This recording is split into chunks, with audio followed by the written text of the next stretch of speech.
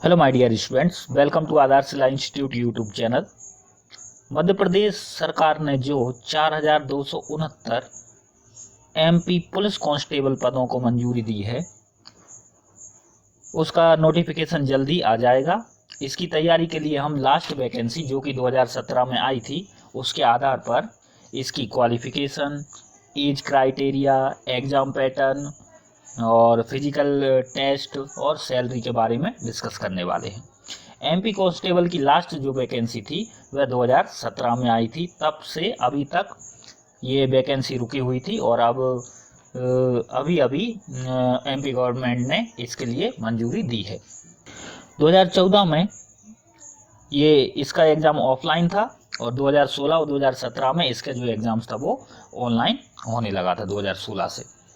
तो इस आधार पर हम ये देखने वाले हैं, ये हमारे इस क्लास का फर्स्ट पार्ट है जिसमें कि हम देखेंगे क्वालिफिकेशन, एलिजिबिलिटी और सेकंड एज क्राइटेरिया क्या रहेगा, थर्ड हम एग्ज़ाम पैटर्न देखेंगे, फोर्थ फिजिकल टेस्ट और फिफ्थ सैलरी। और जो इसके जो नेक्स्ट रहेंगे वो हम पार्ट सेकंड में देखने वाले हैं। पार्ट सेकंड में हम देखेंगे सिलेबस, इम्पोर्टेंट टॉपिक, जो भी सिलेबस में इम्पोर्टेंट टॉपिक रहेंगे एग्जाम के पॉइंट ऑफ व्यू से वो, फिर प्रीवियस ईयर्स का जितना भी कट ऑफ रहा था वो कैटेगरी वाइज कट ऑफ देखेंगे, फिर इस साल का जो जिस स्ट्रेटजी के साथ में एग्जाम को क्रैक करने के लिए आपको तैयारी करनी चाहिए वो स्ट्रेटजी आपके साथ शेयर करेंगे और जो इम्पोर्टेंट बुक्स रहेंगी उनके बारे में आपको बताएंगे। ये सब हम देखेंगे पार्ट सेकेंड में। तो आइए स्टार्ट करते हैं। सबसे पहले देखते हैं क्वालिफिकेशन, एलिजिबिलिटी। इसमें पहला तो ये कि 10th या 12th पास होना चाहिए, ठीक है। और सेकंड फिजिकल में दो चीज़ें देखी जाती हैं, एक तो हाइट और दूसरा चेस्ट। तो हाइट जनरल के लिए, ओबीसी के लिए और एससी के लिए, इन तीनों के लिए मेल के लिए, पुरुषों के लिए 168 सेंटीमीटर होनी चाहिए या फिर उससे अधिक होनी चाहिए, और एसटी जो है अनुसूचित जनजाति उनके लिए 160 होनी चाहिए, 160 सेंटीमीटर या उससे अधिक हाइट होनी चाहिए। और महिलाओं के लिए किसी भी जाति या वर्ग की महिलाएं हों उनके लिए 158 सेंटीमीटर या उससे अधिक होनी चाहिए हाइट। और सीना पुरुषों का बिना फुलाए 81 सेंटीमीटर और फुलाने पर 86 सेंटीमीटर होना चाहिए, आरक्षित अनुसूचित जाति एवं अन्य पिछड़ा वर्ग के लिए, ठीक है। और पुरुष सीना बिना फुलाए 76 सेंटीमीटर, फुलाने के बाद में 81 सेंटीमीटर अनुसूचित जनजाति के लिए। और महिलाओं के लिए सीने की कोई भी माप नहीं होती है, महिलाओं के लिए, सिर्फ पुरुषों के लिए है। तो आपको समझ में आ गया होगा कि पुरुषों के लिए जो है वो हाइट होनी चाहिए 168 सेंटीमीटर या फिर उससे अधिक, और यदि आप एसटी से हो तो फिर 160 सेंटीमीटर, और महिलाओं के लिए 158 सेंटीमीटर होनी चाहिए या फिर उससे अधिक होनी चाहिए। चेस्ट 81 सेंटीमीटर होना चाहिए और फुलाने के बाद 86 सेंटीमीटर हो, और यदि आप एसटी से हो तो आपका जो चेस्ट है वह 76 सेंटीमीटर होना चाहिए और फुलाने के बाद 81 सेंटीमीटर। तो मेनली ये रहता है कि नॉर्मल जो सीना है उसमें बिना फुलाए और फुलाने के बाद दोनों में जो डिफरेंस होना चाहिए वो कम से कम 5 सेंटीमीटर का डिफरेंस होना चाहिए। नेक्स्ट है एज।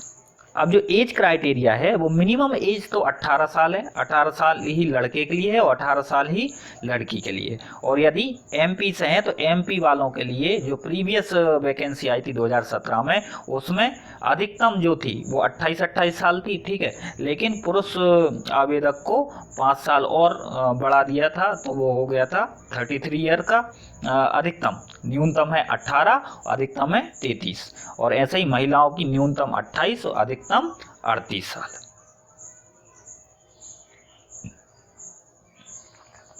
नेक्स्ट देखते हैं अब हम exam pattern. Exam pattern mainly इसमें जो पेपर होता है कांस्टेबल के लिए मेनली हम बात कर रहे हैं, तो कांस्टेबल के लिए एक पेपर होता है जिसमें कि 100 मार्क्स का रहता है, 100 क्वेश्चन रहते हैं 100 मार्क्स का, और 2 घंटे का टाइम मिलता है इसमें सबसे पहला सामान्य ज्ञान एवं तार्किक ज्ञान होता है, ठीक है।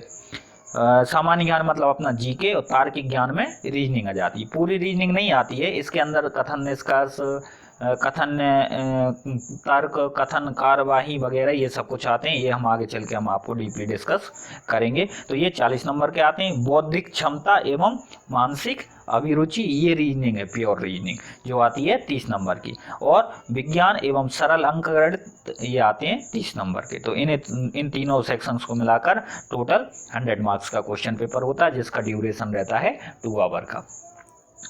यदि हम इसको और डीपली देखें सब्जेक्ट वाइज इसमें, तो जो रीजनिंग रहती है वो रीजनिंग रहती है 40 नंबर की। अब 40 नंबर की कैसे हुई? क्योंकि जो तार्किक ज्ञान है, तार्किक सामान्य ज्ञान यहाँ से अलग हो गया, ठीक है। तार्किक ज्ञान ये 10 नंबर का आता है, और इसमें सामान्य ज्ञान आता है 30 नंबर का। तो 30 और 10 कितना हो गया? ये 40। और 30 नंबर की रीजनिंग ये है, तो 30 नंबर की रीजनिंग ये, और 10 नंबर की ऊपर वाले सेक्शन में है। तो टोटल जो रीजनिंग आती है वो आती है हमारी 40 नंबर की है। फिर मैथ आता है 20 नंबर का। मैथ और साइंस 20 और 10 30 नंबर के आते हैं, मैथ और साइंस। तो मैथ 20 का और साइंस 10 नंबर की आती। और जो सामान्य ज्ञान है जीके वो आता है 30 नंबर का। ये सेकंड जो सिलेबस हमने आपको बताया है ये इसी का ही है पूरा। ये बस यहाँ पर जो वो वहाँ पे देते हैं एग्जाम में, वो ये से 3 सेक्शन रहते हैं, तो इनमें क्या रहता है? मिक्सअप रहता है। इस वजह से इनको सब्जेक्ट वाइज डिवाइड करके ये सेकंड वाला पोर्शन आपके लिए बना दिया है कि आप डायरेक्टली देख सकते हो। तर्क शक्ति जो है रीजनिंग वो 40 नंबर की आती है, मैथ 20 नंबर का आता है, सामान्य ज्ञान जो जीके है वो आपका 30 नंबर का आता है, और साइंस है वह 10 नंबर की आती है। नेक्स्ट है फिजिकल टेस्ट। फिजिकल टेस्ट में जब आप सबसे पहले तो आप रिटर्न होगा, आपका लिखित परीक्षा होगी। लिखित परीक्षा में जब पास हो जाओगे, आप क्वालिफाई कर जाओगे, कट ऑफ क्लियर कर लोगे, फिर इसके बाद में आपको फिजिकल टेस्ट के लिए बुलाया जाता है। फिजिकल टेस्ट में आपके 3 तरीके के टेस्ट होते हैं। एक तो आपका रनिंग होगी, ठीक है, दौड़ होती है, एक गोला फेंक होता है, और एक लंबी कूद होती है। तो जो रनिंग होती है वो रनिंग 800 मीटर दौड़ना पड़ता है आपको 2 मिनट और 45 सेकंड में। 2 मिनट 45 सेकंड में 800 मीटर दौड़ना पड़ेगा, और इसके लिए सिर्फ आपको एक ही चांस दिया जाएगा। ये पुरुषों के लिए, और महिलाओं को वो 800 मीटर दौड़ने के लिए 4 मिनट का समय दिया जाता है। गोला फेंकने में पुरुषों को 19 फीट दूर फेंकना पड़ता है गोला, और गोले का वजन लगभग 7 किलो के बराबर होता है। और महिलाओं के लिए 15 फीट फेंकना पड़ता है, और उनके गोले का वजन होता है 4 किलोग्राम। और ये जो गोला फेंक है, गोला फेंक में आपको 3 चांस दिए जाते हैं। 3 बार में आप गोले को फेंक सकते हो, ठीक है। और ये जो दौड़ है, दौड़ में सिर्फ एक ही चांस दिया जाता है, और गोला फेंक में आपको 3 चांस दिए जाते हैं। इसी प्रकार लंबी कूद की बात करें तो लंबी कूद में आपको जो पुरुष हैं उनको 13 फीट कूदना पड़ता है, और जो महिलाएं हैं उनको 10 फीट, और इसमें भी आपको 3 चांस दिए जाते हैं। तो दौड़ में 1 चांस, और गोला फेंक और लंबी कूद में दोनों में 3-3 चांस आपको मिलते हैं क्लियर करने के लिए। नेक्स्ट है सैलरी। सैलरी का यदि हम देखें इन लास्ट ईयर, लास्ट जो वैकेंसी आई थी उसमें 2017 में वह 3 कैटेगरी में आई थी। आरक्षक संवर्ग की, आरक्षक की थी, प्रधान आरक्षक की थी, और सहायक उप निरीक्षक की थी, ठीक है। तो हम यदि आरक्षक अकेले का देखें तो आरक्षक का वेतनमान था 5200 से 20200, और ग्रेड पे था उनका 1900 ग्रेड पे, ठीक है। और इसमें कुछ और अलग से जो भत्ता वगैरह मिलते हैं उन सबको मिला के अगर आरक्षक की हम सैलरी देखें तो आरक्षक की salary in sense according to 2017 में जो वैकेंसी आई थी उसके अकॉर्डिंग 22 से 25,000 रुपये पर मंथ थी, ठीक है। और जो प्रधान आरक्षक थे तो उनकी 25,000 से 28,000 पर मंथ, और जो सहायक उप निरीक्षक थे तो उनकी 30,000 से 34,000 पर मंथ रहती है। तो इस पार्ट में हमने फर्स्ट पार्ट में क्वालिफिकेशन क्लियर कर लिया है, एज के बारे में देख लिया है, एज फैक्टर, एग्जाम पैटर्न देख लिया, फिजिकल टेस्ट और सैलरी के बारे में देख लिया है। अब जो सेकंड पार्ट है, सेकंड पार्ट में हम जो भी सिलेबस रहेगा वो इम्पोर्टेंट टॉपिक, इम्पोर्टेंट बुक्स और एग्जाम क्रैक करने के लिए क्या स्ट्रेटजी होनी चाहिए उसके बारे में डिस्कस करेंगे।